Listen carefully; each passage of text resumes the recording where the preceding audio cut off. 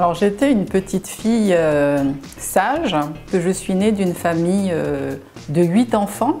On faisait des poupées, on faisait des robes pour les poupées, on faisait une poupée de n'importe quoi en fait. On allait toujours par monts et par vaux dans la nature, on allait dans la rivière à côté, on allait se baigner dans les bassins, on allait pêcher la crevette ou l'anguille. En tout cas une enfance heureuse. Et j'écoutais la radio beaucoup. Et ça a commencé à développer un rêve en moi, devenir voilà, animatrice radio. Et je suis arrivée à RFO, Réunion, où j'ai fait de l'animation. La première émission, c'était Matin câlin. Et avec les personnes âgées, ça s'appelait Tiroir secret. Parce que je me disais, les personnes âgées ont des choses à raconter. Qu'est-ce qu'on va rater si ces personnes ne parlent pas? C'était ma curiosité en fait.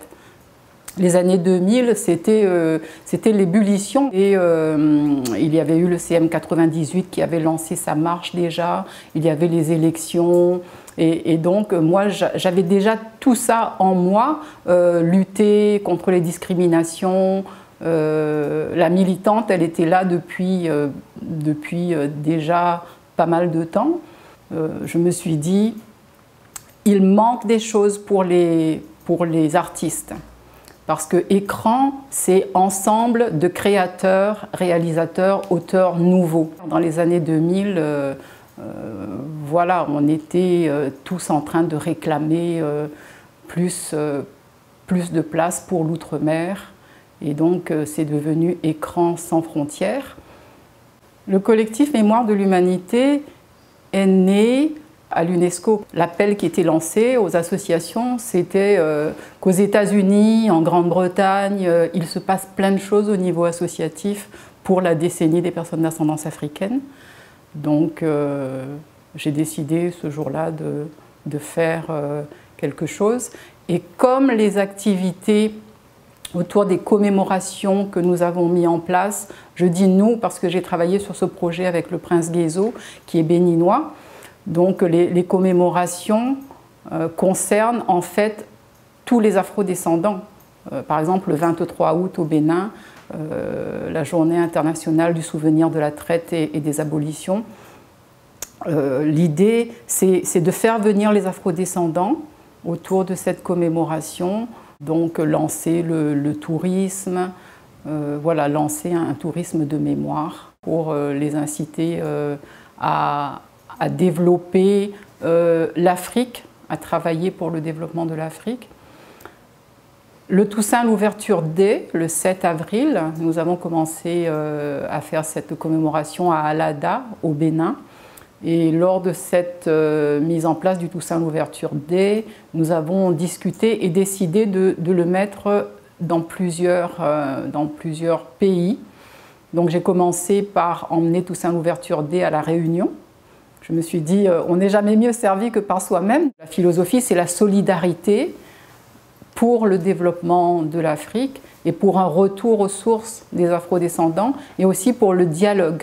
Amener un dialogue entre les peuples, voilà, amener à la reconnaissance des uns et des autres, à la compréhension et éventuellement au pardon, à la compassion entre tout le monde. On est au XXIe siècle et il est temps que nous passions à quelque chose de calme, de posé, de paix en tout cas, pour la paix. Le panafricanisme, c'est d'abord reconnaître ses racines, parce que ça n'a rien à voir avec la couleur de peau. Hein. Il y a des personnes qui ont des aïeux, qui ont des ascendances africaines, alors que ça ne se voit pas du tout à la couleur de leur peau. C'est un retour de toute cette population, ces captifs qui ont été déportés de l'Afrique vers les autres pays pour le développement des autres pays, faire en sorte qu'il y ait un flux inverse qui vient pour le développement de l'Afrique. C'est un juste retour des choses en fait. Le panafricanisme, c'est reconnaître ses racines africaines, vouloir aider au développement de l'Afrique pour l'Afrique. Nous aimerions bien que tous les descendants fassent le retour inverse, pour du tourisme ou pour y habiter, en tout cas pour aider les jeunes, pour leur permettre de travailler, de rester en Afrique et non pas de venir se perdre au milieu de la Méditerranée. Donc il y a beaucoup à faire, l'Afrique est immense. Travailler pour l'Afrique, c'est aussi travailler pour le monde entier. Quand on met un circuit touristique autour de la mémoire en place, on ne met pas non plus qu'en Afrique, parce qu'il y a les grands ports en Virginie, à Liverpool, à Nantes, dans les îles de l'océan Indien ou dans la Caraïbe. Je veux dire, la route de l'esclave, elle est sur tout le continent. Donc aider l'Afrique, c'est aider en fait toute la planète. J'oserais même dire que le féminisme est parti de l'Afrique, puisque c'était d'abord une société matriarcale. Oui, la femme a un rôle très important. Et la vision de la femme dans le développement, je pense que c'est une vision différente, une vision beaucoup plus portée vers la solidarité, l'entraide et quelque chose de beaucoup plus apaisé que peut être la vision des hommes qui serait peut-être un peu plus belliqueuse, si j'ose dire comme ça. De quoi est-ce que je suis le plus fière dans ma vie? De ma fille. C'est une belle réussite. J'aimerais qu'on retienne de moi, ma foi, une belle personne. On ne peut pas dire le contraire vis-à-vis de soi-même. Une belle personne, je dirais que oui, j'ai une belle âme. Et je souhaite aussi, dans mes actions,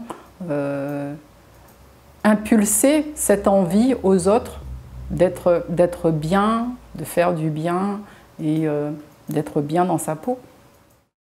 Pour moi, une belle dame, c'est quelqu'un qui est bien dans son corps, bien dans son âme et qui a envie d'inspirer aux autres d'avoir aussi un esprit sain dans un corps sain.